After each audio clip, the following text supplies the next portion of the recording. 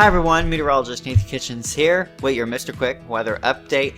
After a very hot week, we are looking at some relief for Saturday here. We're going to see lower humidity and more comfortable temperatures. In fact, in the morning, it'll feel a little cool. Temperatures actually for the low in the upper 50s. That's actually normal. We should be in the 50s for lows this time of year, but we've been getting used to these temperatures that have been feeling more like July here lately. For Saturday, we're catching a nice break in that heat. You can see temperatures are cooler throughout the day. At noontime tomorrow, we're only at 73. That's about 10 degrees lower than what we have been at noontime the past few days, so cooler temperatures for sure. Lots of sunshine. We'll have a high around 81 for the afternoon, but again, that comes with a very dry air mass, so it's going to feel very comfortable tomorrow. Be sure to enjoy a great day to get outside and do some outdoor activities. And if you don't get to outdoor activities tomorrow, Sunday you're going to be fine too. We're keeping the forecast dry.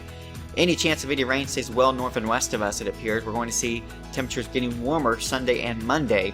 As we go throughout next week, this is a very quiet forecast, guys. We're looking at sunshine each and every day. There are a couple times in the forecast when a 20% rain chance gets introduced, but by and large, it's more likely that we just don't see any rain over the next week. So this is a very nice, quiet, late September pattern that we're getting into across the area. Temperatures will consistently continue to run well above average. Our high temperature for normal should be down into the mid 70s once we get to the later part of September. And you can see we're going to be a good 10 degrees above that consistently with this forecast. Thank you guys for watching.